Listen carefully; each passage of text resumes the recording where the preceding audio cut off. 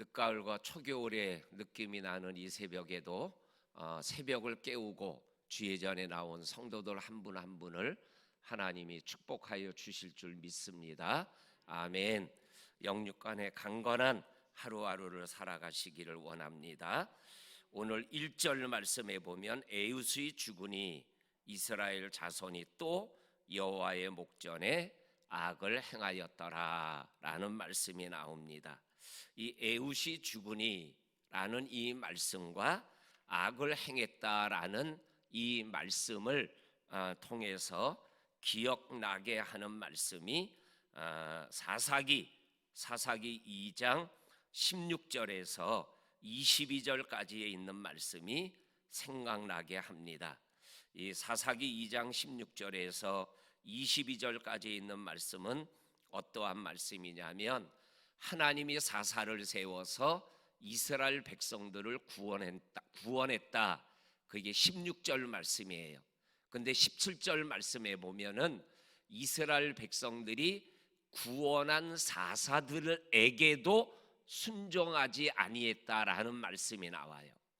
자기를 어렵고 고통 가운데 있는 자기들을 구원한 사사들에게도 순종하지 않았다라는 그러한 말씀과 함께 18절 말씀에 보게 되면 그러나 사사가 사는 날 동안에는 하나님이 사사와 함께 하셨고 그리고 사사를 통하여 이스라엘 백성들을 구원하셨더라라는 말씀이 나옵니다.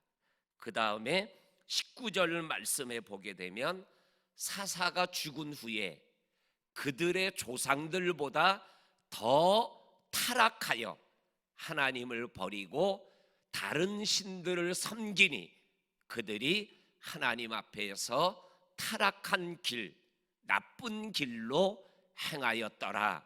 하나님이 진노를 내리시었다. 이러한 말씀이 사사기 2장 16절에서 22절까지에 나오는 말씀이에요. 그 말씀대로 오늘 성경 4장 1절에 보면 에웃이라는 사사가 죽으니 이스라엘 백성들이 하나님의 목전에서 또 악을 행하였더라 라는 말씀을 우리들이 접하게 되어집니다. 그러면서 오늘 하나님의 심판이 2절부터 임하는 장면을 읽어보게 되어집니다. 하나님의 심판이 2절에 보니까는 가나안 왕 야빈을 통하여 이스라엘 백성들에게 임하게 되고 또한 3절에 가게 되면 군대 장관 시스라가 철병거 900대를 가지고 이스라엘 백성들을 학대하는 말씀이 나오고 그 다음에 3절 끝부분에 가게 되면 20년 동안 이스라엘 백성들이 가나안 왕 야빈과 시스라에게 학대를 받았더라라는 말씀이 나옵니다. 이 말씀에서 우리가 한번 짚고 넘어갈 말씀이 있습니다. 그 말씀이 뭐냐면 3장 8절에 보게 되면 이스라엘 백성들이 또 악을 행하니까 하나님이 메소포타미아 왕 구산 리사다임에게 학대를 당하게 합니다. 그런데 8절에 보니까는 몇 년 동안이냐면 8년 동안 학대를 당했다라는 말씀이 나와요. 그리고 3장 18절 말씀에 보면 또 악을 행하니 모압 왕 에글론에게 학대를 당하게 했다. 그런데 학대받은 연수가 18년 18해 동안 학대를 받다가 에웃이라는 사사를 통하여 40년 동안 평안을 누리게 됐다라는 말씀이 나옵니다.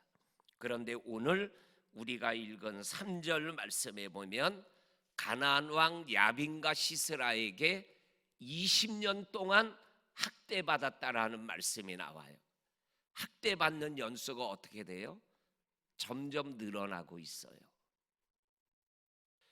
또 죄를 짓고 또 목전에서 악을 행하고 또 행하는 이러한 반복적인 악 앞에서 이 고통당하는 연수가 점점 길어져 가고 있다라는 것에 대한 영적인 의미를 우리들이 느낄 수 있어야 됩니다. 이거를 다른 말로 표현하면 점점 이스라엘 백성들의 마음이 강팍해져 간다라는 거예요. 매를 맞아도 또 악을 저지르는, 그래서 이사야 1장 말씀이 기억나지 않습니까? 너희들이 매를 맞고 터져도 계속 이 악한 짓을 하는구나. 너희들이 성전에 나오지만 마당만 밟고 있는 거다. 너희 손에 피가 묻어 있다. 이렇게 안타까워하는 하나님의 마음이 바로 8년, 18년, 20년 이렇게 고통의 연수가 길어지는 모습 속에서 느껴지게 되어지는 것을 보게 되어집니다.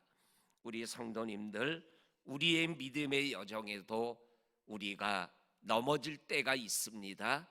그 넘어질 때 하나님 앞에서 깨달음을 가지고 다시 넘어지지 않기를 하나님 앞에 은혜를 구하고, 또한 하나님 앞에서 믿음의 길을 더 철저하게 살아가야 될 줄로 믿습니다. 그 다음에 세 번째로는 하나님의 구원의 역사를 성경이 말씀하여 주고 계십니다. 구체적인 구원의 역사는 내일 12절부터 끝까지에 있는 말씀을 통하여 아주 자세하게 기록되어져 있고, 오늘 말씀 속에는 구원을 위하여 움직이시는 하나님의 역사를 말씀하고 있는 것을 읽어보게 되어집니다. 이 하나님의 구원의 시작이 3절에 여호와께 이스라엘 자손들이 학대 때문에 부르짖었더라. 이 부르짖음을 외면하지 않는 하나님으로부터 이 구원의 역사가 시작되고 있음을 우리들에게 분명하게 말씀하고 계십니다. 그래서 내가 잘못해서 하나님에게 매를 맞아도 우리가 하나님에게 나가야 됨을 말씀하고 있는 말씀이에요. 우리의 죄 때문에 하나님에게 매를 맞지만 이 문제를 해결하실 분은 나를 지금 매질하고 있는 하나님이라는 것을 고백하고 하나님에게 부르짖을 때 하나님은 결코 외면하지 아니하시는 하나님이심을 우리들에게 분명하게 말씀하여 주고 계십니다. 그리고 하나님의 구원의 역사가 오늘 4절에 보면 여 선지자로 사역하고 있었던 드보라를 사사로 세움으로 인하여 구원의 역사를 만들어가고 있는 하나님의 구원의 손길을 이렇게 보게 되어집니다.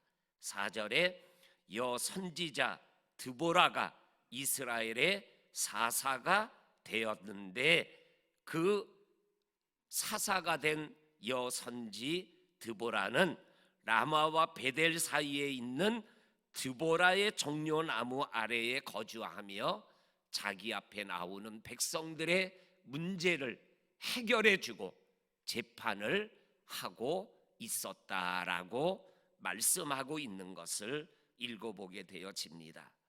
여기에서 드보라의 종려나무라는 표현이 나옵니다. 종려나무가 많이 있잖아요. 많이 있는데 그 종려나무의 별명이 드보라의 종려나무라는 거예요.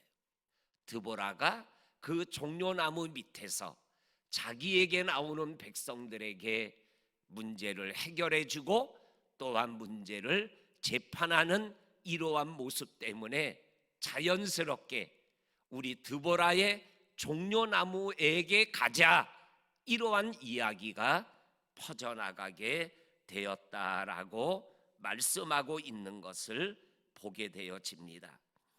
연세대학교에 가게 되면 연세대학교를 세운 언더우드 그 선교사가 어려운 일이 있을 때 가서 기도했던 기도나무가 있어요.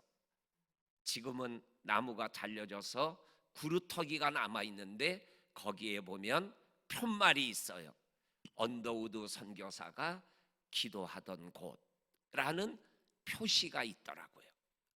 만약에 언더우드가 그곳에 가서 기도하지 않았다면 그 뭐예요? 잘려진 그 구루터기 그냥 뽑아서 버렸을 거예요. 그런데 언더우드 선교사가 기도하고 찾아갔던 그곳이기 때문에 거기에 편말이 붙어 있더라고요. 이 종려나무, 이 한 그루만 있는 게 아니죠. 어느 날 드보라가 거기에 앉아서 찾아오는 백성들을 하나하나 만나며 그곳에 있다 보니까 이 종려나무의 이름이 드보라의 종려나무, 이러한 별명을 갖게 되는 특별한 나무가 되었어요. 이 나무가 특별한 게 아니잖아요. 드보라가 하나님의 사람이 이곳에 머무니까 이 종려나무가 특별한 나무로 불려지게 되어진 거죠. 이것을 영적으로 적용하면 어떻게 돼요? 우리는 별별 일 없잖아요. 죽음은 한 줌의 흙으로 돌아가는 존재들이잖아요. 그런데 내 안에 예수님이 계시면 나는 뭐가 돼요? 예수의 사람이 되는 거예요. 믿으십니까? 오늘 이 종려나무, 아무것도 없는 이 종려나무의 이름이 드보라의 종려나무가 됐다. 내가 예수님과 함께하면 예수의 사람이 되고 남들이 나를 그리스도인이라고 불려지게 되는 이 특별한 은혜도 우리가 누릴 수 있게 되는 거죠. 이 생명 없는 생명이 있는 거지만 이 나무도 드보라가 함께 하니까 그러한 이름을 받았다면 우리들이 예수와 함께 함으로 인하여 예수의 사람이라는 이러한 특별한 소리를 듣는 저와 성도님들이 될 수 있기를 주의 이름으로 간절히 축원합니다. 아멘. 그리고 이 하나님의 구원의 역사가 6절에 가게 되면 드보라가 사람을 보내서 바락을 납달리 게데스에 부르게 되는 장면이 나와요. 이 부르게 되는 것은 드보라의 생각이 아님을 6절 중간 부분에 보게 되면 나옵니다. 바락에게 말합니다.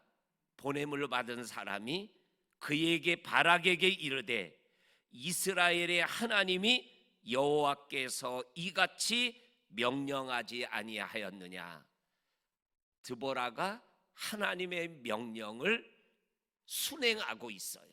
순종하고 행동하고 있는 모습을 오늘 6절에서 보게 되어집니다. 그 하나님의 명령의 말씀이 뭐예요? 바락에게 가서 납달리와 스불론 자손 10,000명을 거느리고 다볼산으로 가라라는 명령이에요. 그랬더니 10절에 보면 납달리와 스불론 사람 10,000명이 바락과 함께 그리고 드보라와 함께 다볼산으로 나아가는 장면을 읽어보게 되어집니다. 그리고 또 하나님의 명령 또 하나가 뭐예요?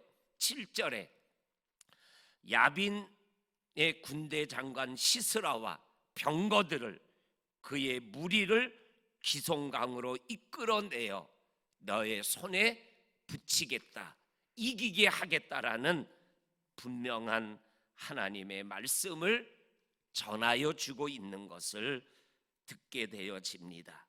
오늘 이 하나님의 구원이 기도를 외면하지 않는 하나님, 드보라를 사사로 세우시는 하나님, 그리고 바락에게 분명하게 이기게 하시겠다라는 약속의 말씀을 주시는 이 하나님의 말씀으로부터 구원이 이루어지고 있는 것을 보게 되어집니다.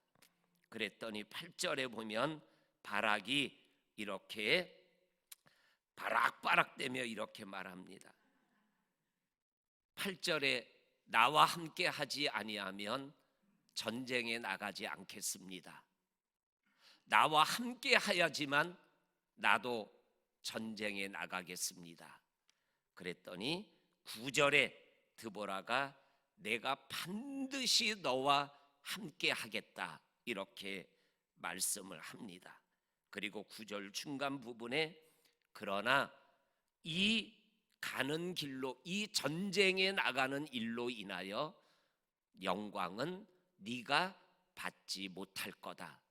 그리고 마지막 9절 끝부분에 보면 시스라를 여인의 손에 파실 것이다 이렇게 말씀을 하게 됩니다. 영광이 없는 싸움, 그래도 이 바락이 나아가고 있다라는 거예요. 나에게 돌아오는 것이 없다고 해도 민족을 위하여 하나님이 나를 부르셨다라는 그것 때문에 나아가고 있는 이 바락의 모습을 우리들이 이 시간 기억하게 되어집니다. 그리고 마지막 이 11절 말씀, 모세의 장인 호밥의 자손 중 겐사람 헤벨이 떠나 게데스에 가까운 사하나님 상수리 나무 곁에 이르러 장막을 쳤더라. 요 말씀이 앞으로 12절 이후부터 나타날 하나의 서막이에요. 여기에 나오는 헤벨이 누구예요? 내일 나오는 21절에 보면 시스라를 자기 집에서 우유를 먹이고 잠을 자게 하고 관자놀이에 막대기를 박아가지고 죽인 야엘이 바로 이 헤멜의 아내이기 때문에 오늘 11절에서 이 서론의 말씀으로 우리를 기대감을 갖게 하고 있습니다. 내일 새벽기도 꼭 나와야 되겠죠? 네. 오늘 우리가 함께 나눈 이 하나님의 말씀 앞에서 하나님의 구원이 오늘도 나에게 이루어진다라는 것을 믿으며 오늘 하루길을 또 달려갈 수 있기를 주의 이름으로 간절히 축원합니다. 아멘. 하나님 감사합니다. 오늘도 우리의 영과 육을 깨워 주셔서 하루를 시작하게 하심을 감사합니다. 오늘도 돌보시고 오늘도 옆에 계시고 오늘도 내 손잡아 주시는 주님과 함께 걸어가고 달려가며 하나님의 영광을 위하여 살아가는 우리들이 되게 하여 주옵소서. 영육간에 강건하게 하시는 예수님 이름으로 기도하옵나이다.